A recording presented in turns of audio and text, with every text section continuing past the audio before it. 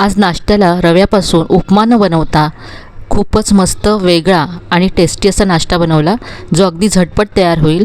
तर यासाठी मी 1 वाटी रवा घेतला आहे. घरातली कुठलीही एक वाटी सेट करा आणि तिने इथे 1 वाटी रवा मोजून घ्या. यामध्ये अर्धी वाटी दही घालायचं आहे आणि त्याच वाटीने मोजून इथे मी अर्धी वाटी पाणी घेतलं. इथे दह्याच्याच वाटीमध्ये मी पाणी घेतलं. सुरुवातीला अर्धी वाटी घालायचं आहे. मिक्स करूया आणि लागेल तर आणखी आपण यामध्ये पाणी घालू. अजूनही हे मला घट्ट वाटतं आहे, तर इथे मी आणखी पाव वाटी पाणी घालते.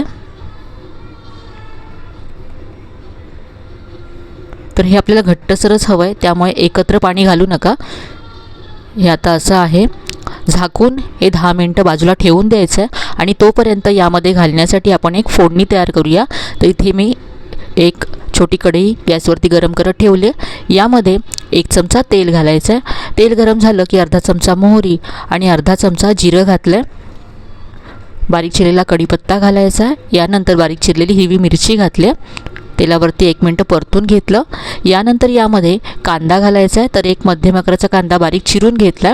आता कांदा सॉफ्ट होईपर्यंत परतायचा आहे. इथे कांदा आपल्याला ब्राऊन करायचा नाही आहे. कांदा सॉफ्ट झाला की यामध्ये आपल्याला कोथिंबीर घालायची आहे. भरपूर कोथिंबीर ते मी घेतली आहे. अर्धी वाटी कोथिंबीर बारीक चिरून घेतली. कोथिंबीर घातल्यानंतर थोडंसं याला परतून घ्यायचं आहे आणि ही फोडणी तयार आहे. तर इथे 10 मिनटं झालेत. तर इथे हा रवा छान फुलला आहे आणि हे आधीपेक्षा घट्ट झालं आहे. यामध्ये आपल्याला पाणी घालावं लागेल. इथे मी आणखी पाव वाटी पाणी घातलं. मिक्स करूया. आता आपल्याला हे छान असं फेटून घ्यायचं आहे, कारण आपण हे मिक्सरमध्ये फिरवलेलं नाही आहे. त्यामुळे हे छान असं एकजीव होण्यासाठी रवा, दही, पाणी सगळं छान एकत्र होण्यासाठी 3 ते 4 मिनटं फेटून घ्यायचं आहे. आता यामध्ये तयार केलेली फोडणी काढून घ्यायची आहे. फोडणी यामध्ये मिक्स करून घेतली. फोडणीमुळे ही रेसिपी खूपच मस्त खमंग होते. चवीप्रमाणे यामध्ये मीठ घातलं. मीठसुद्धा मिक्स करून घेते.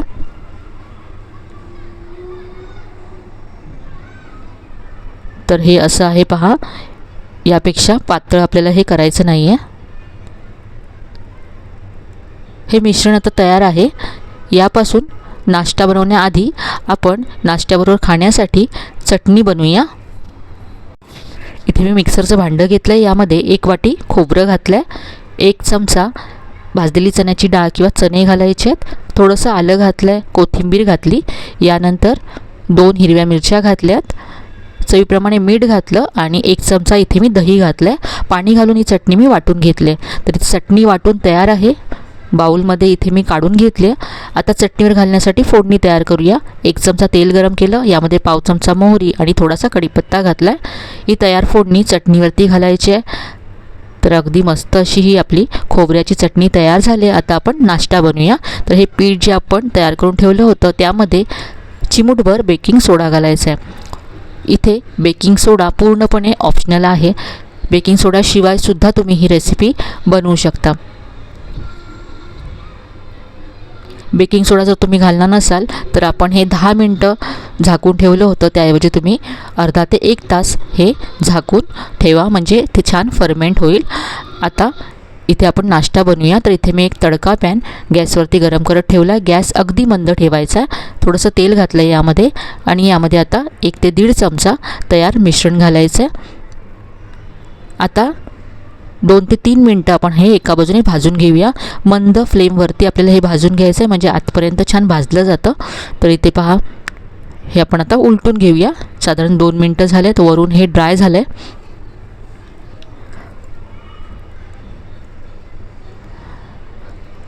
अगदी झटपट हा नाश्ता तयार होतो. भाजायला अजिबात वेळ लागत नाही. तर पहा, हे दुसऱ्या बाजूने सुद्धा भाजून तयार झालं आहे. खूप मस्त असा रंग आला आहे.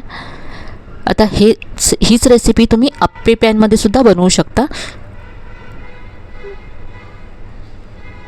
किंवा जर मोठ्या आकाराचा तुमच्याकडे तडका पॅन असेल तर त्यामध्ये सुद्धा तुम्ही बनवू शकता. तर हे आपला बन डोसा तयार झाला आहे. काढून घेऊया. इथे मी आणखी एक बनवून घेते. एकानंतर एक झटपट तुम्ही हे बन डोसे तयार करू शकता. खूप साधी, सोपी आणि नेहमीच्या घरच्या साहित्यामध्ये तयार होणारी मस्त अशी रेसिपी आहे. नाश्त्यासाठी अगदी झटपट तयार होईल. तर हा दुसरा बनडोसासुद्धा भाजून तयार झाला आहे. काढून घेऊया. आपण जी चटणी बनवली आपण त्याबरोबर ही आपण सर्व करूया. तर अगदी मस्त अशी आपले हे बनडोसे नाश्त्यासाठी तयार आहेत. उपमा आपण नेहमीच बनवतो, पण हा वेगळा नाश्ता एकदा नक्की बनवून पहा. इथे मी तुम्हाला एक बनडोसा तोडून दाखवते. पहा, हे आतपर्यंत छान असे भाजले जातात, अजिबात कच्चे नाही आहेत.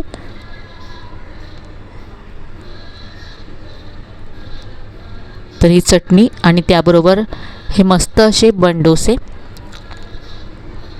तयार आहेत. तर हा नाश्ता तुम्ही एकदा तरी नक्की करून पहा. रेसिपी तुम्हाला नक्कीच आवडली असेल. रेसिपी कशी वाटली कमेंटमध्ये कळवायला विसरू नका. रेसिपी आवडली असेल तर व्हिडिओला लाईक करा, शेअर करा. चॅनलला अजून सबस्क्राईब केलं नसेल तर नक्की सबस्क्राईब करा. चला तर मग पुन्हा भेटूया अशा छान छान आणि नवीन नवीन रेसिपीसह. तोपर्यंत धन्यवाद.